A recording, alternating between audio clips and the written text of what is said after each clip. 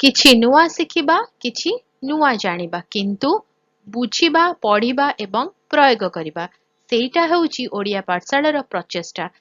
ଆପଣମାନଙ୍କୁ ସମସ୍ତଙ୍କୁ ସ୍ୱାଗତ ଓଡ଼ିଆ ପାଠଶାଳାକୁ। ଚାଲନ୍ତୁ ଆଜିର ଭିଡିଓରେ କଥା ହେବା ଚୋରି ଚୋରା ଘଟଣା ବିଷୟରେ। ଭାରତୀୟ ସ୍ୱାଧୀନତା ସଂଗ୍ରାମ ଇତିହାସରେ ଚୋରି ଚୋରା ଘଟଣା ଏକ ଗୁରୁତ୍ୱପୂର୍ଣ୍ଣ ମୋଡ଼ ଥିଲା।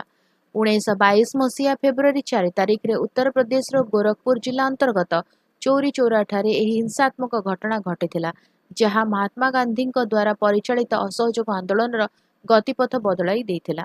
1920 ମସିହାରେ ଗାନ୍ଧୀଜୀ ଅହିଂସା ଏବଂ ସତ୍ୟାଗ୍ରହ ମାଧ୍ୟମରେ ବ୍ରିଟିଶ ଶାସନ ବିରୋଧରେ ଅସହଯୋଗ ଆନ୍ଦୋଳନ ଆରମ୍ଭ କରିଥିଲେ। ଏହି ଆନ୍ଦୋଳନ ସାରା ଦେଶରେ ବ୍ୟାପିଥିଲା ଏବଂ ଲୋକମାନେ ବ୍ରିଟିଶ ଦ୍ରବ୍ୟ ଏବଂ ନିୟମକୁ ବର୍ଜନ କରୁଥିଲେ। ଖାଦ୍ୟଶସ୍ୟର ଦର ବୃଦ୍ଧି ଏବଂ ମଦ ବିକ୍ରି ବିରୋଧରେ ଚୋରି ଚୋରା ବଜାରରେ ସ୍ଥାନୀୟ ଲୋକମାନେ ଶାନ୍ତିପୂର୍ଣ୍ଣ ପ୍ରତିବାଦ କରୁଥିଲେ। ପ୍ରତିବାଦ ସମୟରେ ପୋଲିସ ଏବଂ ବିକ୍ଷୋଭକାରୀଙ୍କ ମଧ୍ୟରେ ସଂଘର୍ଷ ଉପୁଜିଥିଲା। ପୋଲିସ ପ୍ରଥମେ ଲୋକଙ୍କ ଉପରକୁ ଗୁଳି ଚଳାଇଥିଲା, ଯେଉଁଥିରେ କିଛି ଆନ୍ଦୋଳନକାରୀ ପ୍ରାଣ ହରାଇଥିଲେ। ଏଥିରେ ଉତ୍ତ୍ୟକ୍ତ ହୋଇ ହଜାର ହଜାର ଜନତା ପୋଲିସ ଷ୍ଟେସନ ଉପରେ ଆକ୍ରମଣ କରିଥିଲେ। ସେମାନେ ଥାନାରେ ନିଆଁ ଲଗାଇ ଦେଇଥିଲେ, ଯେଉଁଥିରେ 22 ଜଣ ପୋଲିସ କର୍ମଚାରୀ ଜୀବନ୍ତ ଦଗ୍ଧ ହୋଇ ମୃତ୍ୟୁବରଣ କରିଥିଲେ।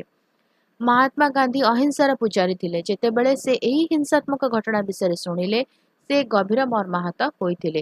ସେ ବିଶ୍ୱାସ କରୁଥିଲେ ଯେ ଦେଶ ଏପର୍ଯ୍ୟନ୍ତ ଅହିଂସା ପାଇଁ ସମ୍ପୂର୍ଣ୍ଣ ପ୍ରସ୍ତୁତ ହୋଇନାହିଁ। ଫଳସ୍ୱରୂପ 1922 ଫେବୃଆରୀ 12 ତାରିଖରେ ସେ ତତ୍କାଳ ଭାବେ ସାରା ଦେଶରୁ ଅସହଯୋଗ ଆନ୍ଦୋଳନ ସ୍ଥଗିତ ରଖିବାକୁ ଘୋଷଣା କଲେ। ଏହି ନିଷ୍ପତ୍ତି ଅନେକ ଜାତୀୟ ନେତାଙ୍କୁ ଆଶ୍ଚର୍ଯ୍ୟ କରିଥିଲା। ଚୋରି ଚୋରା ଘଟଣା ପ୍ରମାଣିତ କରିଥିଲା ଯେ ଗାନ୍ଧୀଜୀଙ୍କ ପାଇଁ ନୈତିକତା ଓ ଅହିଂସା ସ୍ୱାଧୀନତାଠାରୁ ମଧ୍ୟ ଊର୍ଦ୍ଧ୍ୱରେ ଥିଲା। ଯଦିଓ ଏହାଦ୍ୱାରା ଆନ୍ଦୋଳନ ବନ୍ଦ ହୋଇଗଲା, କିନ୍ତୁ ଏହା ଭାରତୀୟମାନଙ୍କୁ ଶୃଙ୍ଖଳିତ ଆନ୍ଦୋଳନ ମହତ୍ତ୍ୱ ଶିଖାଇଥିଲା। ଏହି ଘଟଣାକୁ ଭାରତୀୟ ସ୍ୱାଧୀନତା ସଂଗ୍ରାମର ଏକ ଅବିସ୍ମରଣୀୟ ଅଧ୍ୟାୟ ଭାବେ ଗ୍ରହଣ କରାଯାଏ। ଭିଡ଼ିଓଟି କେମିତି ଲାଗିଲା ମୋତେ କମେଣ୍ଟ କରିକି ଜଣାଇବ। ଯଦି ଭଲ ଲାଗିଲା ଟିକେ ଲାଇକ୍ କରିଦେବ। ଆଉ ଯଦି କିଛି କ୍ୱେଶ୍ଚିନ୍ସ ଅଛି, ଡାଉଟ୍ ଅଛି, କମେଣ୍ଟରେ ଲେଖିଦେବ, ଆନ୍ସର କରିବା।